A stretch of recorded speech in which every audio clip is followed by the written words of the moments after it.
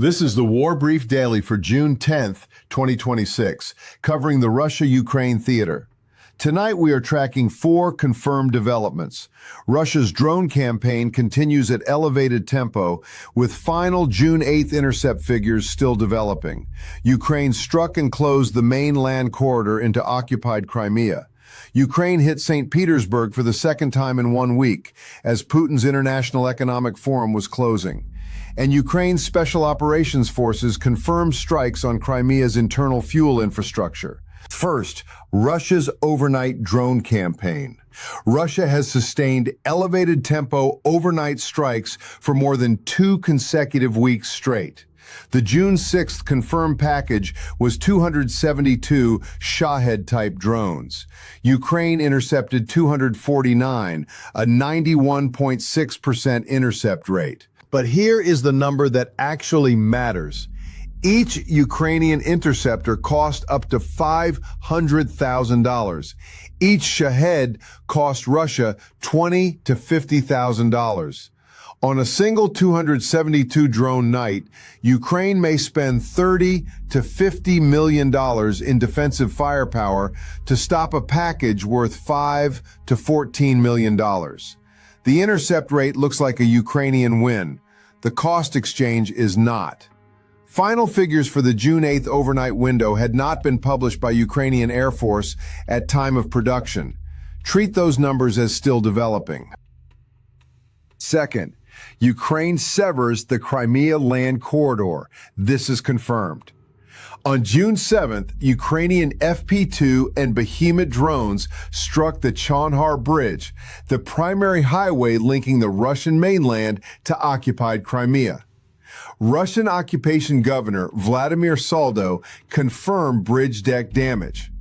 Russia immediately closed both the Chonhar checkpoint and the Jankoy automobile crossing, the 2 main transit corridors into the peninsula.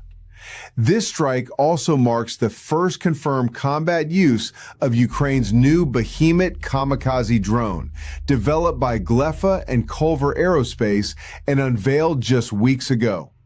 When a new system makes its first confirmed kill, it stops being a prototype.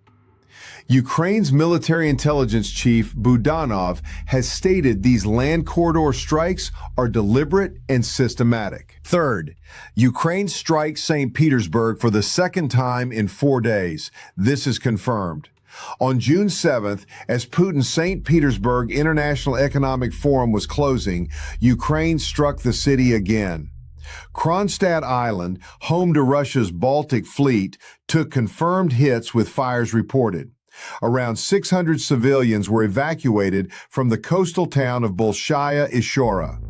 Pulkovo Airport halted all flights, the same airport the international business delegations had just used. Ukraine hit Putin's home city twice in 1 week, once as his guests arrived, once as they left.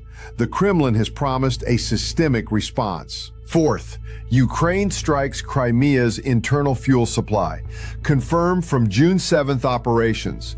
Ukraine's Special Operations Forces struck the Semikolodiansk oil depot and a marine oil terminal inside occupied Crimea, releasing footage of both attacks. Combined with the Chonhar Bridge closure, Ukraine is now cutting the routes into Crimea and draining the fuel stocks already there.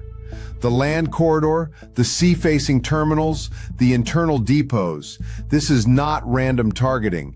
This is a coordinated isolation campaign, and tonight's updates are 4 links in the same chain. Watch for the Ukrainian Air Force's official June 8th intercept report.